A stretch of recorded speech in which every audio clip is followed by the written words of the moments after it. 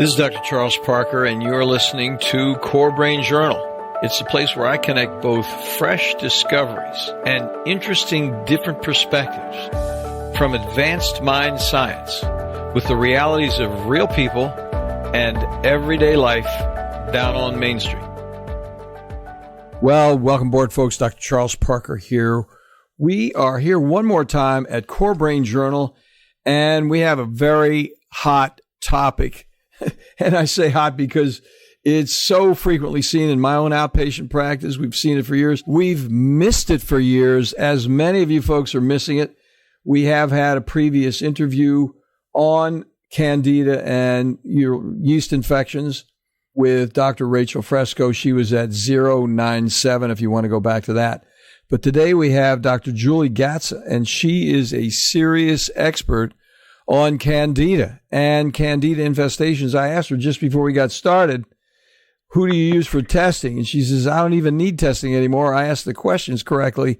Julie, thanks so much for joining us. We're looking forward to hearing from you. Thank you. I'm glad to be here.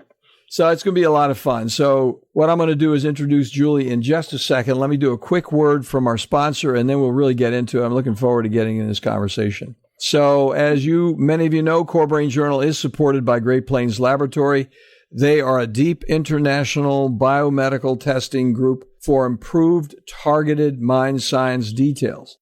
As both laboratory and webinar global thought leaders, they provide the most comprehensive set of hard data measurement tools for real biomedical answers beyond guesswork, the topic today, and also provide multiple training webinars for both the public and medical providers on how to use their data effectively. Check out their website for references and testing details. And take note, if you go over there right now and register, you can register for a complimentary test drawing. So, and these tests go from OATS, which is going to test for Candida, IgG, which also tests for Candida. And if you run over there to greatplainslaboratory.com/CBJ for CoreBrain Journal /CBJ, then you can register for a free test. Now, I don't know which test they have up this week, but you want to go over and get into that. So without further ado, we're going to jump right into talk to Julie, Dr. Julie Gatza, and I'm going to introduce her here. She is a health educator and is one of the nation's top chiropractic physicians with more than 20 years of clinical practice. She's a highly popular speaker. She's got the gift of gab, folks, I can tell you that. Just talking to her quickly, this is going to be fun. She has designed and presented hundreds of wellness workshops for both patients and practitioners, wherein she's addressed a wide variety of health issues with a focus on the role that digestion plays in maintaining a healthy immune system. Right on topic with CoreBrain Journal. She can currently be heard on radio programs around the country in her capacity as national spokesperson for Nature's Sources, LLC, manufacturers of plant-based absorbed digestive enzymes and distributors of Kohler X Candida healthcare herbal supplements. Now, this is going to be very interesting because we're going to talk about that today while we're in it. So, Julie, without further ado, let's jump right in. I don't want to waste a minute talking to you because guess what, folks? I'm going to be educated by Julie right in front of you, and I'm looking forward to it. Julie, how did you happen to go over to this whole subject of Candida and really how it affects brain function? How did all that happen?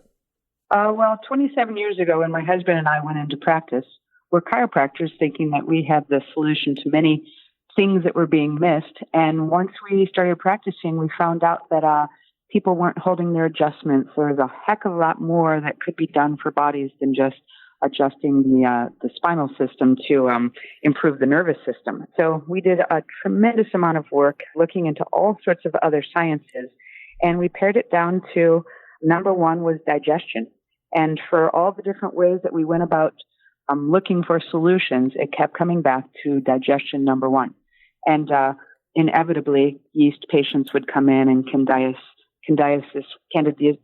would come in, and it was a nightmare because it took so long to try to correct these people they'd come rolling in with suitcases of all sorts of things that they've taken, and they're exhausted and fatigued and distressed and sickly. And I kind of put a bubble around our practice because they were in to treat. And we got it down quite well, but it wasn't an easy feat. And using one of these products that I now represent has made my life so much easier that I opened the door to having yeast patients now come in. You know, Julie, I'm going to bond with you on that intro because that's the same darn thing that happened to me. I mean, you know, only I'm approaching it different. I am an osteopathic physician, so I know how to do adjustments. I bragged at Albert Einstein Medical Center, which is obviously an MD institution in Philly. Down in the emergency room, I told the MD interns down there when I was an intern, I haven't seen a headache that I can't cure with my 10 fingers unless it's caused by brain tumor or hypertension. And I got really good at correcting. And then I got into, of course, psychiatry, and I got really good at pharmacology, and I just kept getting it wrong. I mean, I was doing everything right and it wasn't working. And then I got into the whole gut and the immune system. I mean, we're very, very similar in this regard. Yeah. And then I had to go down and find out, well, every time I got further in the gut, then I finally came down to doing the testing. And we're using Great Plains a great deal. And it sounds like you're further evolved than I am because I'm just very dependent on testing because I want to be able to sell that reality to that person. And I'm not at a point in my career where I can say, this is what I think you have. Let's follow this protocol. So anyway, back to it. So then how did you then get involved with this supplement, this particular package, and using this particular, well, I'm actually putting the cart before the horse. That's going to be my next question. How did you get into the fact that Candida was causing it? And let's talk about the symptoms that a person would have before we get into trying to fix it online here. Right.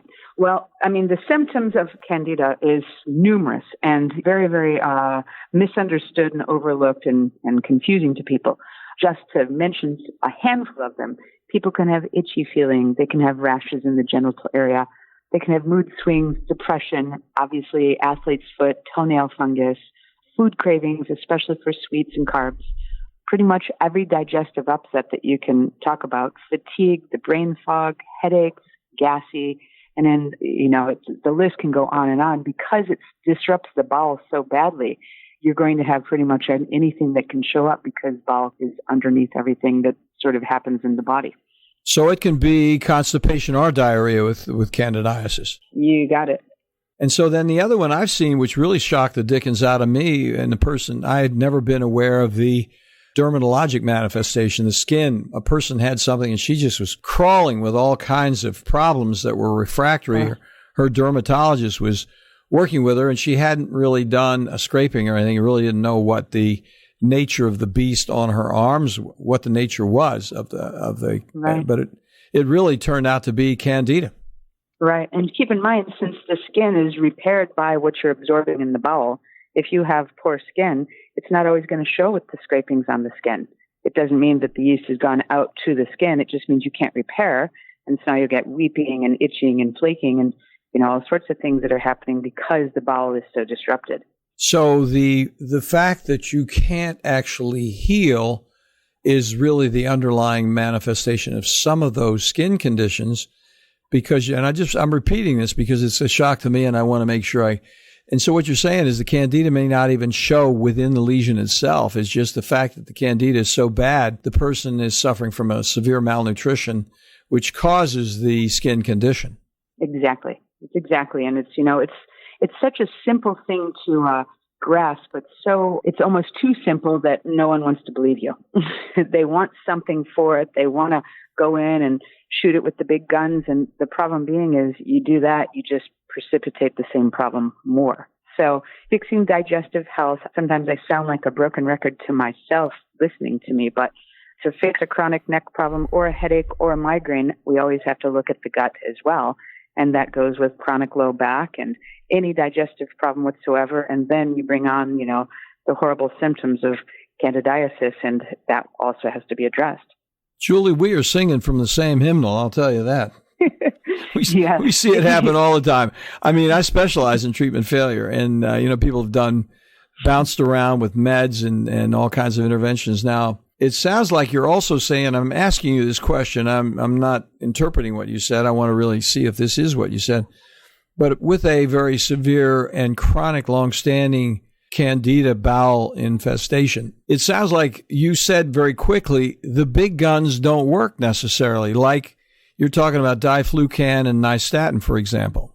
That's right. And then just the over-the-counter ones that people are trying to use. And then all the things at the health food store there are things that work better than others, but you've got your Podiarco teas, and it's not a for certain. And there's just a tremendous amount of things out there that people have been throwing at this, and the olive leaf oil and oregano, they're all wonderful, but I haven't seen anything work like the product that I use now. And it's just been such a relief to myself and to others, because now I actually want to treat this problem again.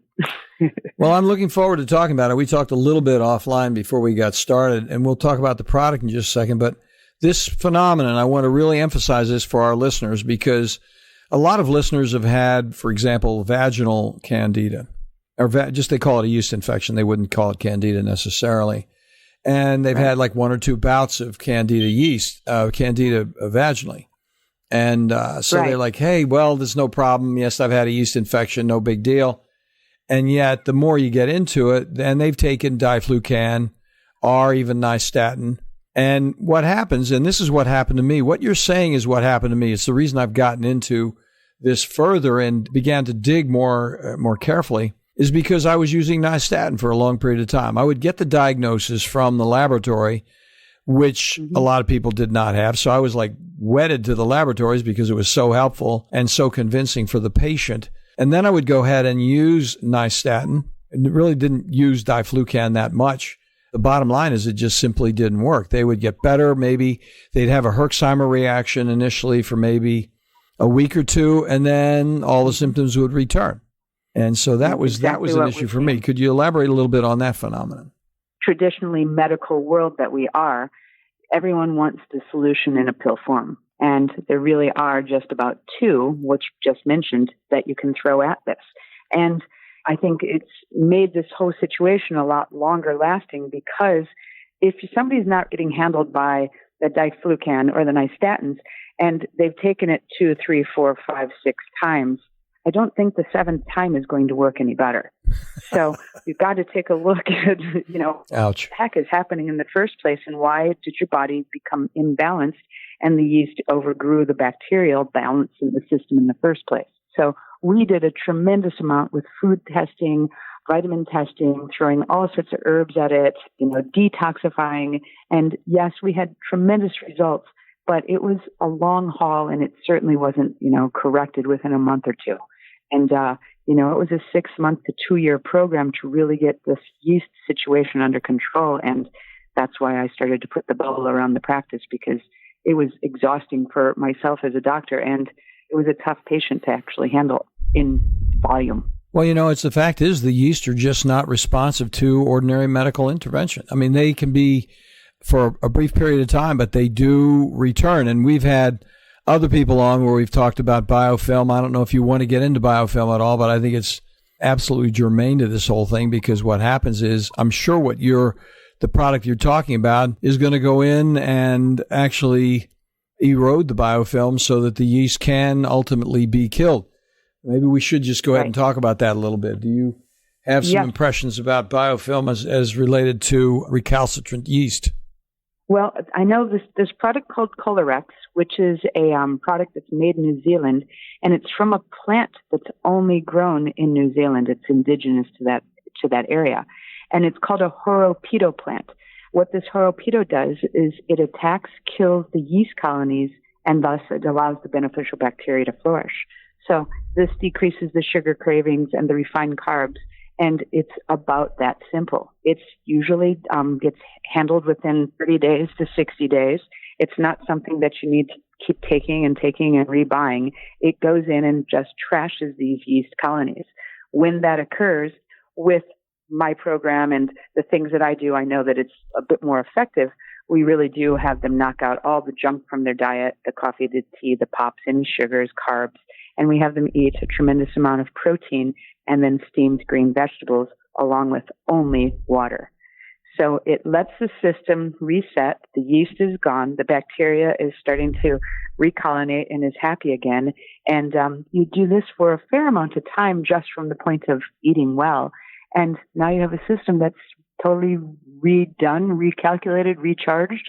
And unless you're taking antibiotics again, then it should stay that way. Well, that's the next question that I know a lot of listeners are concerned about right there is the maintenance. You've raised a really good point. I think a lot of people get well on the front end, but then they want to know what to do long term and what are the long term implications.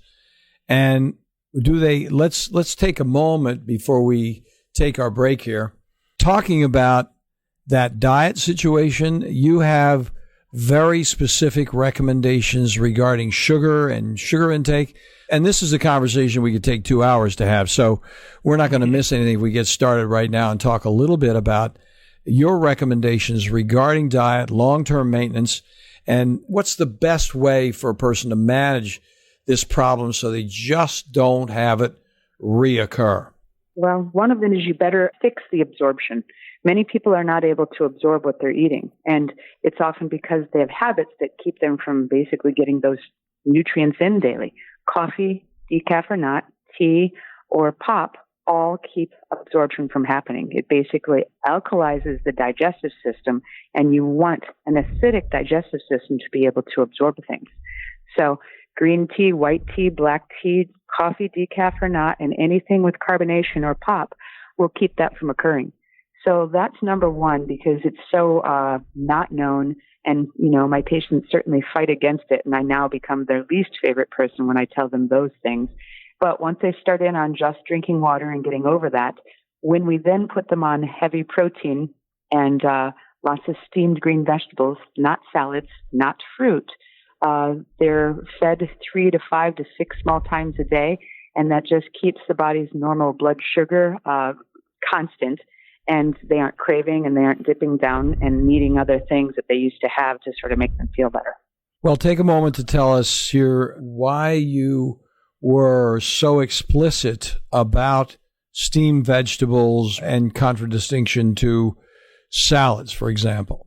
Well, I always look at a person who's come to see me as a sick 2-year-old. Like somebody's dumped them off on my door and says, hey, they're not doing well, fix them. So I take my sick 2-year-old and I give them lots of water. I will give them protein because certainly they need it. I'll steam their vegetables instead of putting a big fat salad in front of them and expecting them to digest it. It's complicated to break down raw vegetables. Now, this goes against the whole, movement at this point, but we're talking sick people, and we're talking people that want to improve and feel better. So steaming them slightly breaks down the cell wall. It allows the body to absorb the nutrition from it. And for 27 years, this is the same diet because it keeps working and I don't have to change anything. The only problem is when they get off what I've asked them and I start quizzing and pulling strings and I find out, they weren't doing that. So it's just true and tried. I only kept in what worked over the years. So then the issue is the next business after that is the type of vegetables they can do. I'm hesitating here a little bit because I'm really thinking about the issue of enzymes and roughage. Does roughage part of the problem? Are enzymes helpful? That sort of thing. The same company that sells this Kohler X has an absorbate enzyme, which I've also highly recommended because if they're in a Candida problem, a digestive stress of any sort, they're not making their own proper enzymes. So and then you're trying to correct them, especially in the United States. Who has kitchen gardens with good tasting food anymore? Yeah. No one. I mean, how many apples do you have to bite into to try to remember the taste that it had when we were kids? Yeah. That's just lack of nutrition in the soil. So now we're asking our bodies to break down food, yet we aren't eating good enough food to break down to actually absorb, so it's a catch-22. So instead of trying to get away with just getting it all from the earth and through my diet, I threw my hands up a long time ago and said, skip it. We're going to have to do is start taking some nutrition. So my goal with my patients is to give them what they need, not to get them off of vitamins. And, if they need digestive enzymes, which pretty much 99% of them do, we have them take digestive enzymes. And, there's good sources of them. This absorbate has all the types of them in it. It's a vegan formula. And If you take it in between a meal, you also get rid of inflammation in the other areas of the body.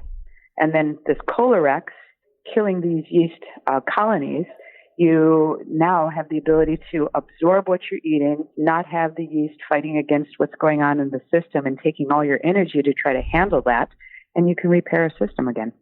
I'm really looking forward to talking to you about this more. The first thing is, listeners, if you want to come over to the website, if you're listening to this in a car, if you come over to the website, we're going to have links for these products so that you can just pop right over to them without a problem. So, all you have to do is come into this particular episode. And the issue is it's going to be our current operational time for this episode's episode 258. So the thing I'm going to ask you when we come back, we're going to take a quick break right now. We're pushing a lot of information. I appreciate you telling us this. But another key point. So what you're saying is, here are some basic treatment strategies. Here are some things we can do because the gut's not well, things we can do to heal the gut. When we come back, Julie, I want to ask you very specifically about the dreaded Herxheimer reaction, and if you have any specific things that will take a person past that Herxheimer reaction, any hints about doing the medication, the supplement that you're recommending, any other supplements that might help with the Herxheimer reaction. And folks, we'll be back in just a moment. Today, the world of mind science, psychiatry, and mental health is rapidly changing with innovative, comprehensive testing that takes both patients and practitioners into a new world of measured details with useful, understandable, and remarkably actionable plans. The key phrase here is cost-effective. Testing also introduces a key parallel word, predictability. Psychiatric treatment failure, especially after multiple medications and or brief hospitalizations, arises directly from the complexity of measurable brain-body imbalances and impediments that explicitly interfere with medical outcomes and create costly difficulties with inadequately informed supplement and medication trials over time. Great Plains provides a leadership team of biomedical experts with advanced laboratory insights, approved nationally both by the FDA and CLIA laboratory certifications, and is available internationally for both public and medical professionals. Great Plains Laboratory is the primary laboratory we've used at CorePsych for years, with excellent customer service for both patients and medical colleagues. They are on the spot. They get it every time.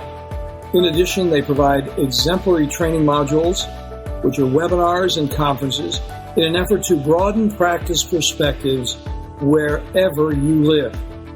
Do follow up on one of these complimentary test offers today at http://greatplainslaboratory.com/CBJ. Yeah, that's CoreBrain Journal CBJ. Well, Dr. Julie Gatza, thank you so much for coming on board. We really appreciate it. It's so interesting. I'm looking forward to you telling our listeners where they can get more contact with you. Two things we're going to talk about is we're going to talk about the dreaded Herxheimer reaction, folks, in just a minute. But she has 5 tips for kicking your sugar cravings that we're going to include in the show notes. We'll talk a little bit about them, too, in just a moment, because sugar is a big deal. I was talking with Julie about it just before we started. I had a patient come in this morning, and a woman, and she's obese, and she's just not able to get her weight off, and she's been this way for a long period of time. And she says she just wants straight sugar all the time. And I was like, it's got to be Candida. I was talking to her about that. But let's go back to this point on the Herxheimer. We teased that a little bit before we took the break.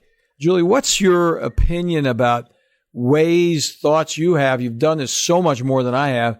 Is there something you do about the Herxheimer, or you have any specific hints about ways that a person can be prepared so they don't have to get so sick on the treatment? Well, I haven't seen that it's something that I even had to mention more than, you might just not feel so great for the next 4 days while things are dying off and we're changing and taking away your sugars.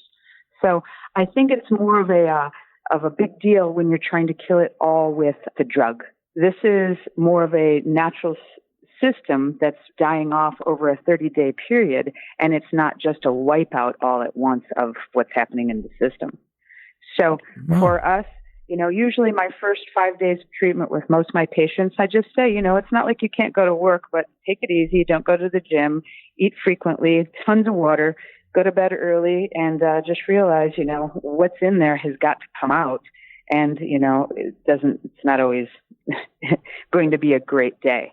So with that little bit of data, now keep in mind, I give a tremendous amount of nutrition and, make sure that they're on the right diet and all that. So I'm just not like the traditional doctors wiping things out and then hoping they do well.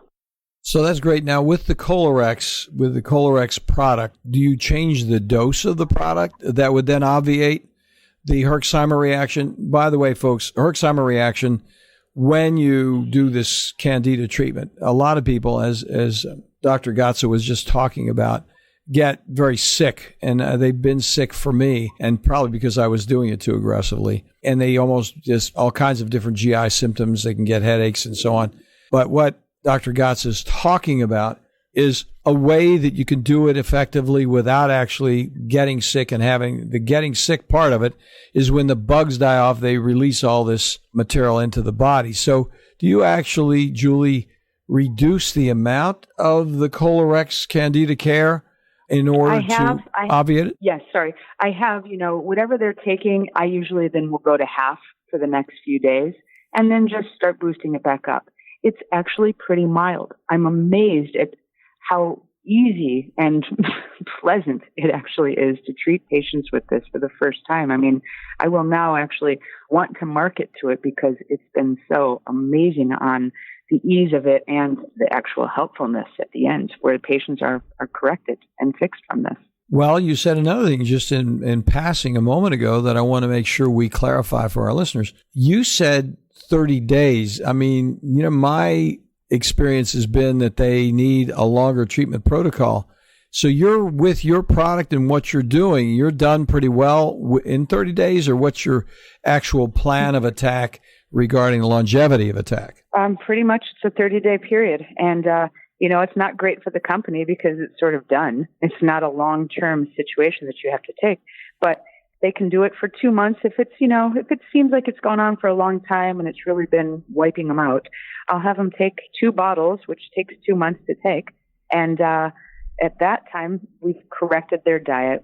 In my practice, we're adjusting them, making sure the nerve supply is going to the digestive system. And we've taken them off of some of the things that perpetuate this whole problem. And unless they're sick or their immune system is down and they have to be on an antibiotic or they had some surgery, this isn't coming back. So I can't believe it. That's amazing. That's really amazing. So we hinted that we teased this whole sugar thing a little bit. And before we wind up, I want our listeners to really get a moment to connect with you on the sugar. This is such a hard, honestly, the woman I was talking to said, sugar is, I'm married to sugar. I mean, I can't give up my sugar. We started talking about it, even though I didn't have any evidence. I want to get the evidence and show it to her. And that's the way I work. But how do you have 5 explicit tips, and I don't know if you have them, in your mind. You probably do because you probably do them all the time. But could you run through some of those tips to really reduce the sugar intake that you give to patients in your office? Yes. Well, one of them is they should be eating small, frequent meals. So if they're eating small, frequent meals, now they're going to be feeding their metabolism every 2 hours. So if they wake up and they have a couple of eggs in the morning, a couple hours later, they have some almonds. For lunch, they have a piece of chicken and some broccoli, have another egg in the afternoon, or have some vegetables, and then dinner, have a steak or a pork chop or fish. People don't eat nearly as much fish as they need to, a variety of. And if they do this and don't skip breakfast, they'll find that they're just not craving the sugars like they were. Now, if they do have to put their mindset on it for the first 3 to 5 days, because most people that are craving the sugar also have I need the pop and the Coke and the coffee type of a thing too. Okay, well, that's a whole other game that they also have to play, because if you keep reaching for it, the whole system turns back on again. So the small frequent meals make a tremendous amount of sense. Carry emergency snack bag. So, put some almonds, put some raw vegetables in it. Eggs are so easy to travel with. And, despite what you've heard, eggs are actually an extremely good source of protein and great for the body. And, a hard-boiled egg can go in a purse, really. Mm-hmm. You can toss out sugary foods. So when you're deciding to do this, just go through the house and toss them out. Don't hide them. Don't put them in another place for later. It's too irresistible. So give them to your neighbors, give them to your enemies, and just get it out of the house and all your little hiding spots. And then the other aspect is just don't rush it. Once you're deciding to do this, look at what you're going to do. Look at what you have to have on hand. If you're trying to get by with trying to do this fast food wise or on the road or in between your life and your work, you're probably not going to do as well as if you planned it out and had the food ready and boiled some eggs and bought the vegetables and had things ready. So take the time to sort of get yourself ready for this, and you'll see tremendous results, not to mention the weight loss, the improved energy, your gut starts to disappear, the bloating goes away, you feel better, your itching is gone, and it's just worth it. Anyone can do anything for 30 days. I think that the whole 30-day plan is just so provocative and interesting because it's not like, okay, you're going to have to do this the rest of your life, because the truth of the matter is if you get through the 30 days, it sounds like what you're saying, it just isn't a problem after that, but you got to get through that 30 days in some structured, careful way. Otherwise, the relapse is going to be possible. That's true. And people forget what good is. So, they grew up feeling decent and whatever happened, they forgot what good is. They forgot what energy is. They forgot what sleeping well is. They forgot how great they can feel. And when you start to get the body back on track, it's so much easier to say no to the common thing that you would have said yes to. And if you do make a mistake and you eat it and you feel like junk, well, it's so obvious now what you've done that's caused it. It wasn't the barometer and the weather and the stress and the job and the work and the kids. It was what you did. It tightens you up. Definitely tightens you up. Now, this is CoreBrain Journal, so we're going to close with one final question right here, and then we'll get the contact information for you. But the question is, what do you see in your office in terms of psychological, psychiatric symptoms that are directly related to Candida that you can intervene on the Candida and actually fix the underlying symptoms? You want to talk a little bit about that, please? Yes, I mostly see Candida patients are like victims. They're beaten up. They're over it all. They've been drugged in points from the over-the-counters and the diflucan and the nystatins. The whole system as a metabolism is so shut off and so down that it actually affects them emotionally. So I find that they aren't peppy. They aren't having positive outlooks. They're kind of beaten up people. So when I start to get them on this, it is a fair amount of control. It is written out. It is having them come in frequently to see me, get adjusted, and get through what's going on. Because if you can control them hard enough on this first 2 to 3 weeks, you can start to see a real light at the end of the tunnel where, all of a sudden this patient that maybe wasn't quite as one of your favorites starts to become a person that has some positive outlook, and they're willing to do this, and they're looking forward to it, and they're happy that you helped them. So I see a big black and white change from the beginning to the end of the month with these people. And, I think partly they're also seeing changes in their bodies that give them hope. So then, Julie, you see them weekly for that month, like every week until they really start to turn around? Yeah, and keep in mind I'm a chiropractor. So we also see a lot of spinal involvement with it. And by adjusting the spine and freeing up how those nerves go to the systems, they feel a lot better. They feel better with the shoulders, the low back. Yeah, and just getting adjustments, people just, the most common thing I hear from somebody that's been adjusted the first time is, wow, I feel lighter. Boy, I feel like it's lighter is the word they use. And it's like having a car parked on a garden hose and the chiropractor across the street just says, geez, I know what's wrong with your garden, and everyone else is doing everything to the garden, and we just roll our eyes and unpark the car, and that's our job. Yeah. So that's what I do in the office all day long, and it's such a simple aspect that people can't believe it actually might work. It's amazing how many people. I did an interview with somebody the other day on thoracic outlet syndrome. It was amazing, and a lot of people don't even know about thoracic outlet syndrome, and they don't know about the atlanto-occipital joint, and they don't know about sacral unbalancing. And it's so relevant for good health. I mean, it's just one of those things, and we're glad to have you weigh in on it. I mean, in fact, there's a chiropractor in town that does know thoracic outlet syndrome. I don't think it's really appropriate for me as a psychiatrist to figure out how I'm going to do corrections right now, because I'm kind of odd in the area anyway, because it's a small southern town. It's not Washington, D.C. Right. And so then Exactly. I think me doing adjustments in the office would not work. But, Probably not. but I do think that if a person knows the target and they can go in and have somebody that's trained to adjust them in a correct way, it's definitely part of putting the whole package together. Well, it's such an overlooked, not taught thing in the universe, and at least medically speaking, and it's quite put down in many circles. Yeah. But if I didn't have this skill of adjusting, I wouldn't want to do any doctoring, because I've corrected so much just by moving bones. And, it's so simple, it's ridiculous. And it just, as complicated as it was to learn how the body works, it's quite a very simple machine.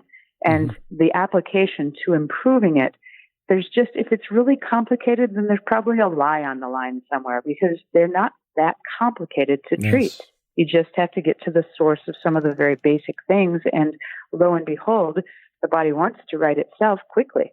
Well, Dr. Julie Gatza, we are singing from the same hymnal, girl. I'll tell you that. I mean, this is I love it. This is exactly my song all the doggone time.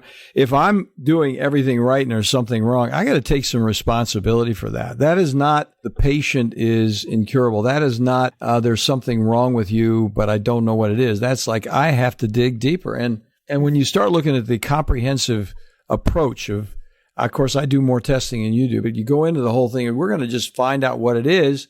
And I think it's just fantastic that you have that can do, get it done attitude. Now, do you talk to people virtually? Do you do virtual consults as well? Or do you have that type of thing in your practice, or do they need to come to your office? It's best if they come to my office. I'm an applied kinesiologist, which means I muscle test. So as weird and strange as that may be in people's universe, when I'm figuring out what nutrition they need, that's how I'm figuring this out. When I find out what foods they may be sensitive to, I figure it out that way. Now, I've done a heck of a lot of stuff over the phone, but I have found that by the time they're on the phone with me, they're pretty desperate.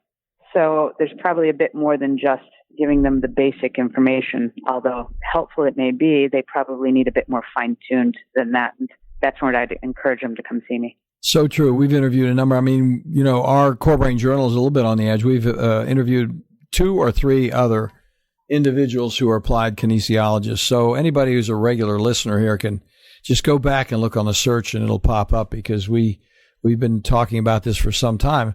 Our issue, our point at CoreBrain Journal, and you're really an excellent example of it, is let's just do what it takes. Let's stop looking more thoroughly at what's going on, as opposed to being preoccupied with labels and places. And if it works, and then let's work it. If it doesn't work, let's question it and go from there. That's exactly right. And exactly. I mean, it's just get it in there, get the work done, and let's not make a big party of it.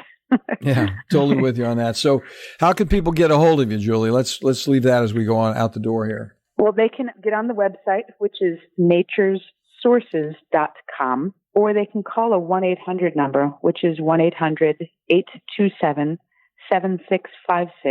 If they use the code radio, they can get 20% off the Kohler X or even the Absorbaid, which we talked about. And if they ask for free samples, they can get some free samples, just so they have an idea of what it is that they're looking at.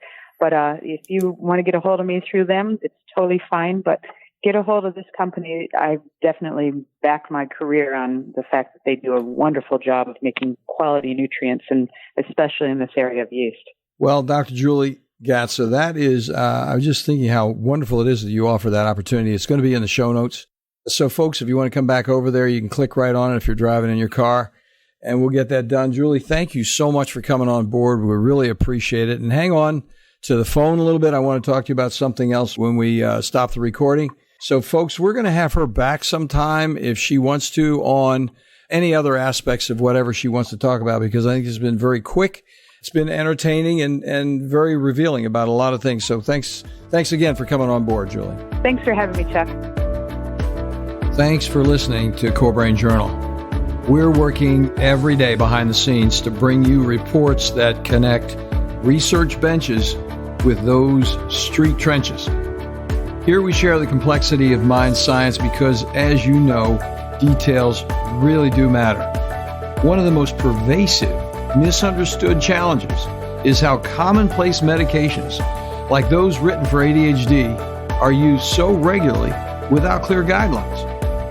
If you think you'd like more specifics, take a minute to download my 2-page PDF packed with video links and references on the absolute essentials of how to start ADHD medications. They're easily available at CoreBrainJournal.com/start. Thanks for listening. Do connect and stay tuned. Together we can make a difference.